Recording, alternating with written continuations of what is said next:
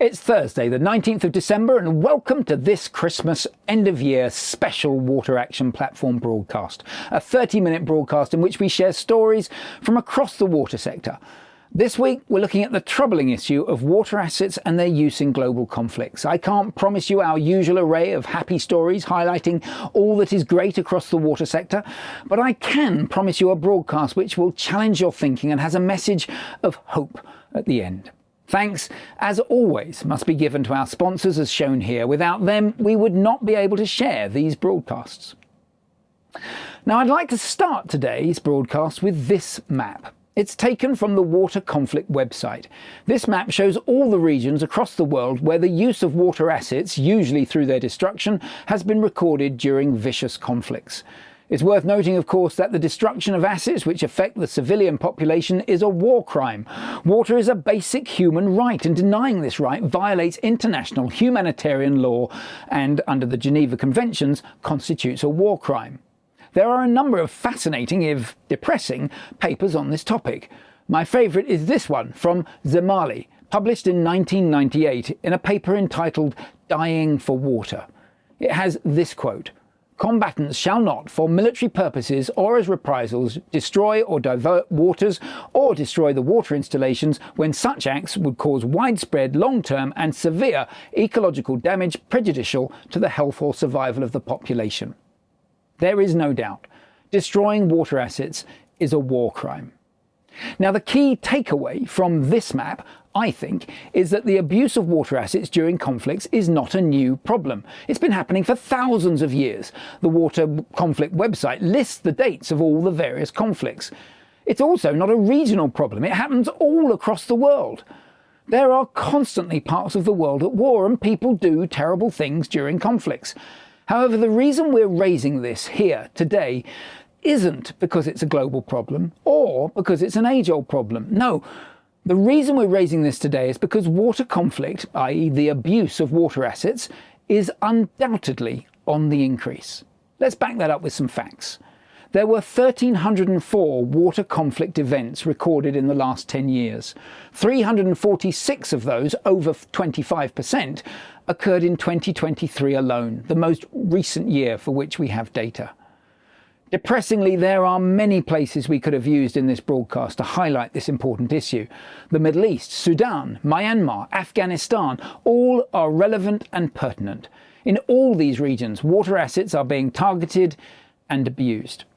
We have, however, chosen to focus today on the Ukraine, talking to people who have experienced this problem firsthand, and in particular, talking to people like you, people who work in the water sector. For some context, I wanted to start by talking to people working in utilities that were some way away from the front line, those utilities not caught up in the day-to-day battles and fight for survival. So with this in mind, we go to Vinnytsia first, in the centre of Ukraine.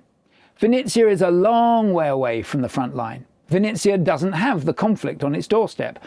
However, they do have other problems. So I spoke to Oksana Polishchuk, Communications Manager at Vinnytsia Water Utility. Oksana, thank you so much for joining us today to give us an insight into what's happening in Vinnytsia Water Utility. Let's start. Give me a bit of background as to who you are and what it is you do. Hi, Piers. Nice being here. So my name is Oksana Polishchuk, and I work as a PR manager in charge of communications at Vinnytsia Water Utility in Ukraine. Actually, a few words about the water utility, yeah? Yes, please. Yeah, it's located in Vinnytsia. Vinnytsia is a city in the very center of Ukraine, and we have about 400,000 consumers. Our water utility provides water supply and wastewater treatment for all these people. My main duty is to be somehow a moderator between water utility and people in Vinnytsia and in Ukraine as well, because we have quite a huge amount of our followers in social media who like to read, to listen, and to watch everything that has to do with water supply and wastewater treatment in Ukraine.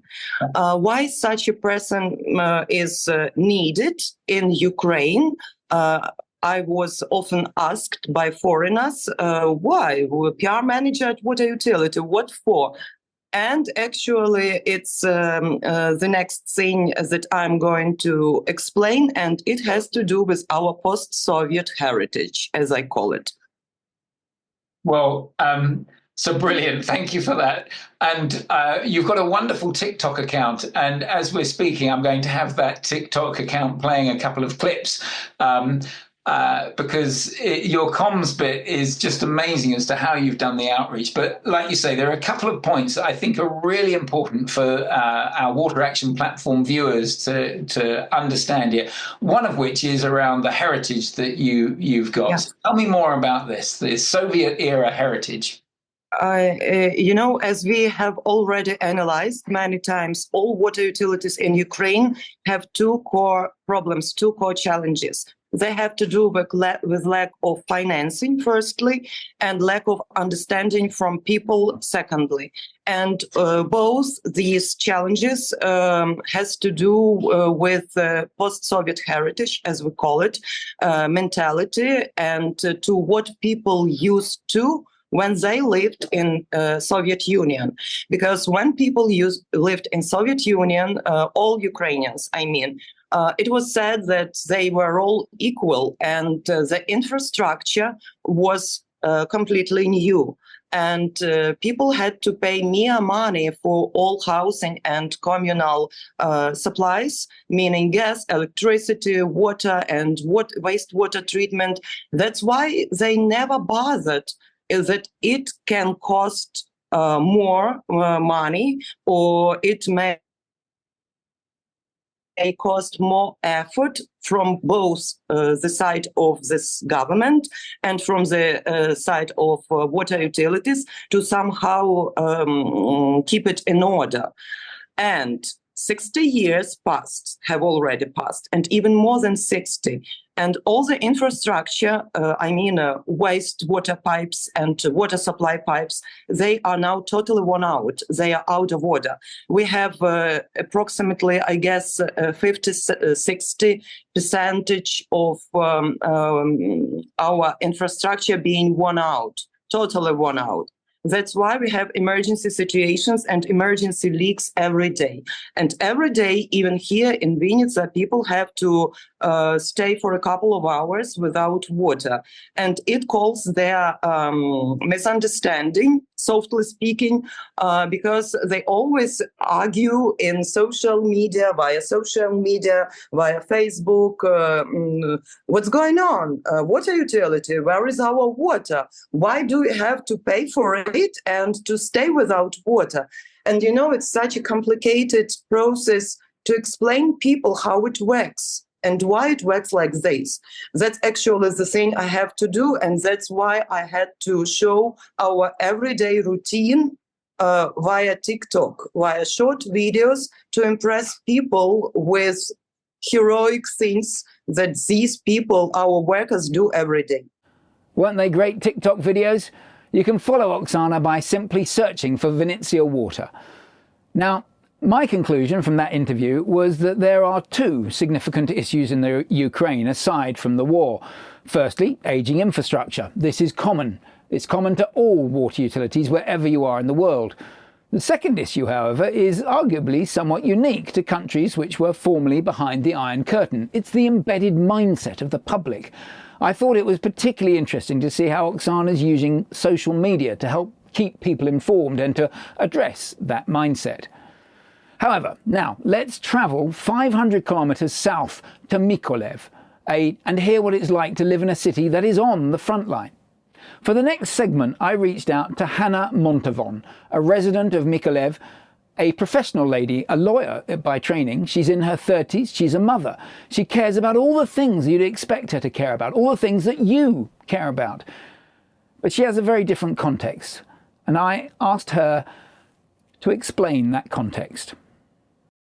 Yeah, well, first of all, the situation with water supply and sanitation in Mykolaiv has changed dramatically in April 2022 when our water transmission main was bombed, and this left the city without the water for 2 months period. The city council, together with the water supply utility, were able to, as an emergency response, to bore around 200 boreholes and install the reverse osmosis installations that provided us with access to the potable water. But to get this water, you need daily to go to the tap stations with your own plastic bottles and bring it back home. Sometimes it is on the ninth floor or even higher, which is making it extremely difficult for elder population or for women. But this is how the city is living since April 2022 for more than 2 years already. It was also critically important not to make the sanitation system stand without water for too long. And as a decision, the brackish water is now being supplied to our homes. The water is salty and very highly mineralized. I think every woman would understand me what it means for your skin and hair. And you cannot drink it. It is not recommended to drink it even if you boil it. And this is again as an emergency response. As a disadvantage of these measures, or a negative side effect, is that the radiators and the washing machines are collapsing because due to the very high level of mineralization, which is of course causing additional costs for an average household. Myself, I have already exchanged 2 radiators, and I think the washing machine would be the next one that will need to be either repaired or completely exchanged. We are hoping that the water supply will be renewed sometime soon, but if we think about it pragmatically, around 3 to 5 years are still needed to completely restructure the centralized water supply for 500,000 city like Mykolaiv. Well, I think the very small children, they do not really notice the difference, and I think it should be tougher for the elder ones. My daughter is 5 years old, and for her, the daily life is as usual. But for the elder children that need more access to water and that don't want to rely on parents supplying them, this could be a more challenging situation. Our next speaker is Oleksandr Syenkevych, the mayor of Mykolaiv, a city serving 500,000 people on the coast of the Black Sea. It's Ukraine's second biggest port. Oleksandr has been the mayor since 2015, and Mykolaiv is a city that's regarded as a city of heroes because of the role it played in halting the Russian front line.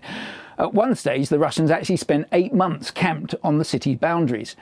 Now, the city water supply came via 2 major pumping stations about 20 kilometres away. There was a single wastewater treatment plant. Now, I wanted to know what it was like when the city was under fire. What, as the leader of the city and therefore effectively the leader of the local water utility, did he do? So I started by asking Oleksandr what happened when they were first attacked. Actually, after the occupation of the nearest city of Kherson, where our pumping station is situated, Russians decided to destroy these pipes. They said that we can use them to send troops there to Kherson. But actually, after the explosion, we found that we lost the water supply, and we 3 or 4 days we even started to find where it is, and then we found with the drones that they just destroyed, put the explosive under the pipes and explosive, and that explosive destroyed pipes in 3 places. So just to be clear, there was a particular day when you woke up and found there was no water coming into the city because the trunk mains that were delivering water, just nothing was flowing. You did an investigation, discovered that it had been a deliberate act to blow up in 3 places these supply pipes coming into the city. Right. We found that the pressure is law, and then we called to those people who were on the pumping stations, even in occupations they work there, and they told us everything is pumped. I mean, the water is pumped to the city, but you just don't not have making it out the other end. Okay. So it's in the middle. So we stopped pumping the water and found some small lakes around this pipe, and then we found that they destroyed pipe. Okay. And the wastewater, so that's on the drinking water side. On the wastewater facility, what's happened there? On the wastewater facility, everything is good because it's on the outskirts of the city, so it was somehow damaged by the rocket attacks, but it still works and everything's good with it. Okay. So now I understand what you had. I understand what's happened in there. I've now got this nightmare scenario of trying to understand, what did you do? How did you keep the population of 500,000 people in supply of water, bearing in mind your key water source had disappeared overnight? So we were in a big mess. So first of all, we started to think how we will live without water at all. But seeing, let's say, looking to the future, I decided before that act of Russians to drill some boreholes around the city near the hospitals. Actually, our region is not well watered, and the water under the ground is really salty. So we understood that we can't leave people without water. Actually, the act happened in April 2022, and we knew that there is a summer in front of us, and there will be a very big problem with some, water drought. With water. Yes, and we had problem with the cholera in the previous times of Soviet Union in 90s. So we knew that we need to resolve this situation as soon as possible. So we made a decision to take the water from the river, which our city stays on, the South River. But the only problem that this water is really salty because of the closeness to the Black Sea. That's why we never used it for the drinking water. But it was like, a scale between living without water and ruining our waste water pipes, because they will be, destroyed, they will dry, everything will be bad. And around the salty water that will destroy actually our water supply pipes. And so just to be clear, with the rust. And just to be clear, so you've got this very salty, brackish water that people can use for washing and for non-potable sources. But what are they doing? What are the population of Mykolaiv doing for potable water? For drinking? We have around 280 boreholes. Actually, part of them, it's like about 80% of them boreholes, and part of them just osmosis cleaning system that we put on our water from the pipes. We clean it to the level of drinking, and people can get it for free. So you can imagine a 500,000 city where people every day have everyday routine with the plastic bottles. They go to these water spots, we call them, and fill the plastic bottles, 5-liter plastic bottles, to their houses. They bringing them to the 5th floor where they don't have elevators. So yes, this problem made us stronger. Problems made us stronger? That is such a bold statement and a strong attitude to take. That interview was taken as part of a much longer interview that we did as part of our Exec Exchange podcast series. These are 15-minute podcasts in which a leader from the water sector shares a story to inspire, educate and inform other water sector leaders. And if you want to hear the full podcast, I'll share the link in the post-broadcast email. Now, we've heard in the past from Operators Without Borders, the Canadian-based charity which provides support to water utilities around the world. They are, not surprisingly, active in the Ukraine and have an interesting perspective on what is happening. So I recently spoke with their chair, Valerie Jenkinson. Valerie, it is wonderful to speak again with you. It must be 6 months or so since we last connected. And on this special broadcast about what's happening in the Ukraine, I'd love to hear your experiences. What have you seen out there? What have you been doing? And what are you planning to do in the future? So let's start with What have you seen? What's happening on the ground? Well, I'm just so grateful that you're doing this, Piers, because one of the heart-wrenching moments for me not long ago was when I was talking to some of my colleagues in Ukraine, and they asked me, has the West forgotten us? And it broke my heart. And I assured them that we haven't forgotten them. But they are dealing with such difficult situations right now. Last year, what we saw was the Russians were targeting electrical facilities, which impacts water, but not directly. This year, the Russians are targeting specifically the water and wastewater utilities. And the guys are going out there and they're repairing as they get bombed, but they can only go out for 15 minutes at a time because of the drones. So the drones come in, and if they pick them up, they can then send in the bombs to bomb our workers. And there has been a lot of loss of life. And there's nothing you can do in 15 minutes. That's just mad. You can't dig a hole, fix that. And let's be clear, bombing the critical infrastructure that serves the civilian population is a war crime. All right. Exactly. It's horrific, but it's useful to have it confirmed. Now let's talk about what sorts of things have you been doing? Well, we have been very active. As you know, we don't send people into Ukraine, but we work virtually or out of Poland.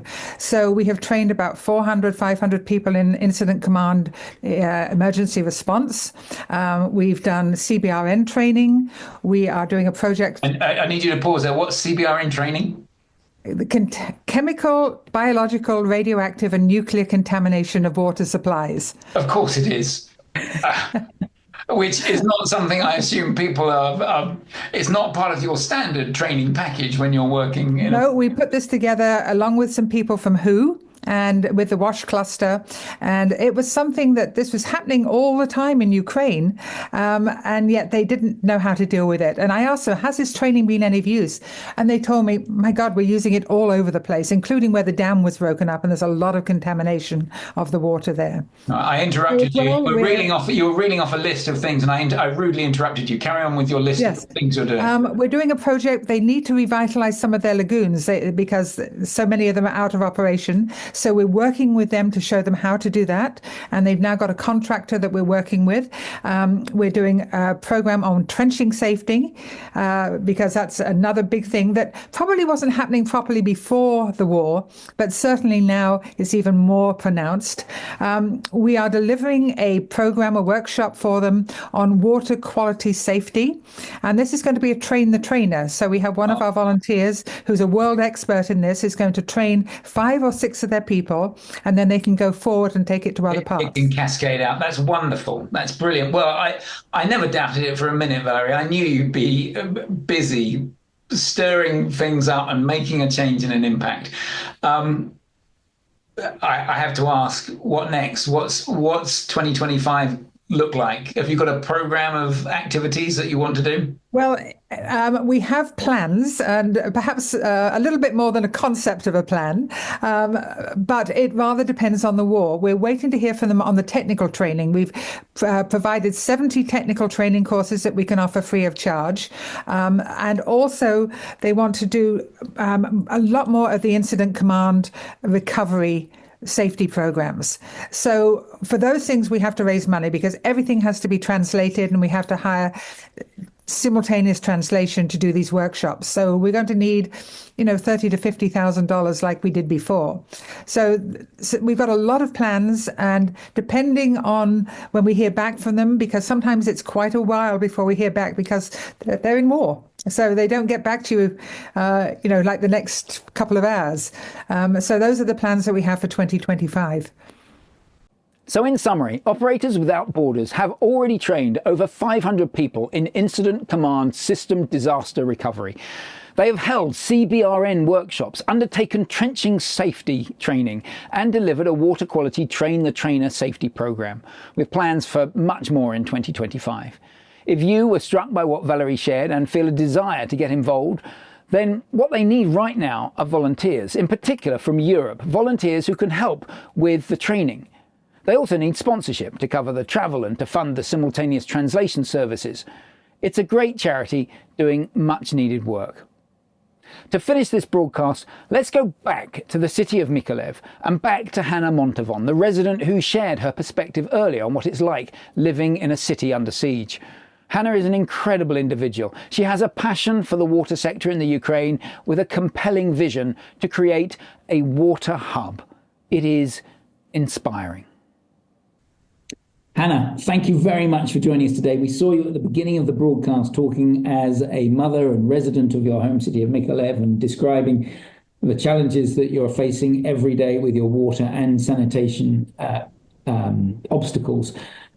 I'd now like us to maybe finish with a message of hope, talking about what it is that you are doing professionally to enhance the water and sanitation services in your home city. Let's start by talking a little bit about your background. Tell me what you've done. Tell me a bit about your background. Thank you, Piers, for having me here. I'm originally from Mykolaiv, from Ukraine. I did my law degree, my bachelor in Kiev and my master in Berlin, Germany, 16 years ago.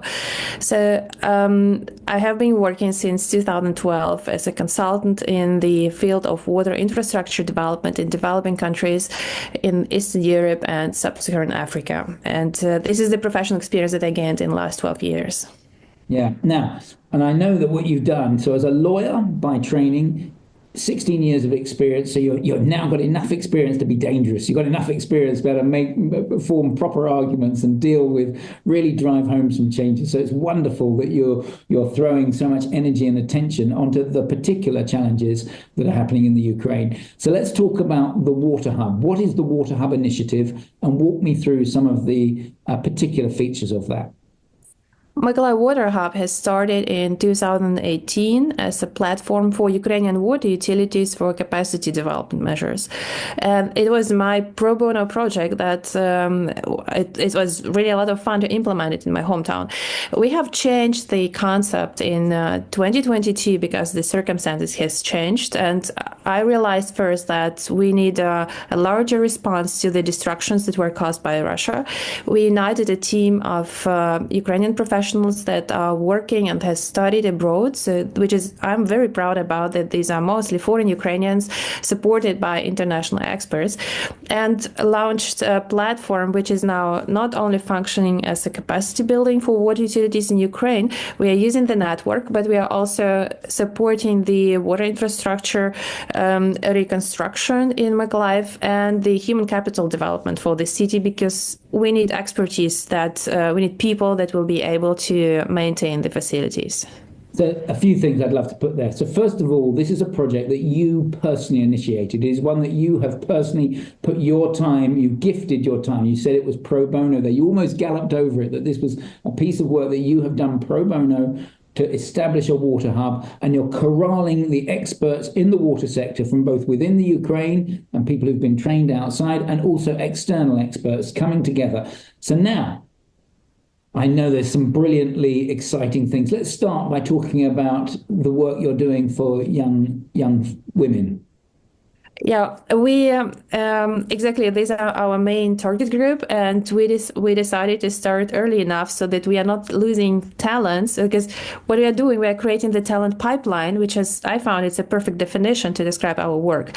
We started working with the schools, where we first did a survey and asked schoolgirls on what kind of projects they are interested in, and we found out that 20% of girls are interested in water-related projects, and these are projects that they're actually implementing.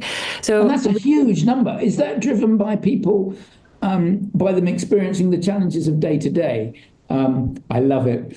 For the people watching this, we've just had to do another recording because I had someone interfere on my side of the recording. So it's wonderful that we've now had it happen on your side. Hanna, but it's fine. We're going to plow on because we like interruptions like that in this. It makes it feel real. So is it that the children, the girls, are interested in water because of the challenges they're experiencing day to day, do you think? Right. This is what confirmed our first hypothesis, thinking that actually challenges are bringing chances or creating chances for creativity, for innovation, for discovering the new fields. And this is what we hear from girls, that since they experience shortages of water supply or bad water quality at home, they are thinking on how they can improve the situation themselves and taking their own initiative. Yeah. And so you're looking for the right people, you're engaging with the young women, but pulling them through so that you can get more institutional strengthening. What other things are the Water Hub doing?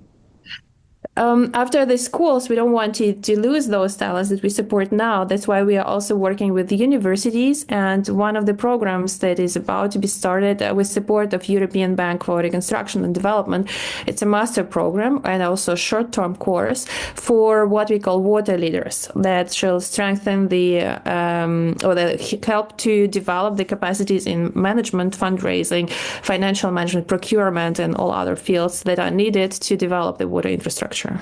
Excellent. So we've got education, we've got institutional strengthening through ongoing training programs, but it doesn't finish there. There's more, isn't there? Tell me more. Yeah, we also want to show people that are engaging through our platform that actually the projects can be also implemented, and we are providing support on developing the pilot projects for Mykolaiv. For example, one of them is being now developed by German urban planners and engineers, Wasserhanova GmbH, and they are developing the concept on rainwater usage for the irrigation of green areas in Mykolaiv. Well, why is it so important? It's not just because we want to have a nice park in the city. It is because we're in a water scarce region, which means having no green areas will create the heat islands for us and increase the average temperature, which happened this year dramatically and has a direct negative impact on public health by doubling our death rates.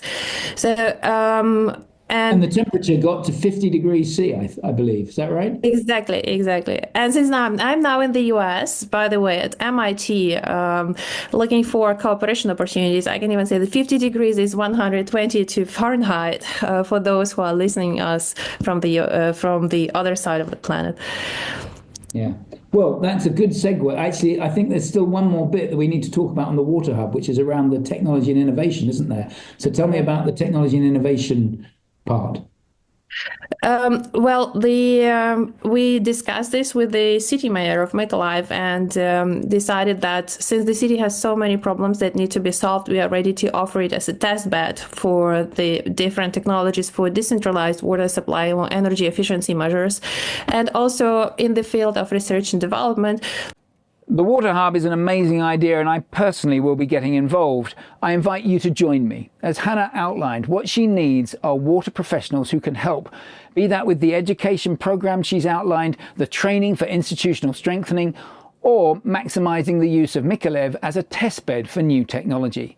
Together, we can make this work. So, with that, we come to the end of this month's broadcast. Wherever you are in the world and however you celebrate the end of the year, we wish you the very best. The next broadcast will be on January the 23rd at the usual times. Dr. Joe Burgess will be hosting that broadcast with an update on some of the recent global technology trials. I hope you can join us. Until then, keep asking questions, keep sharing, and keep safe.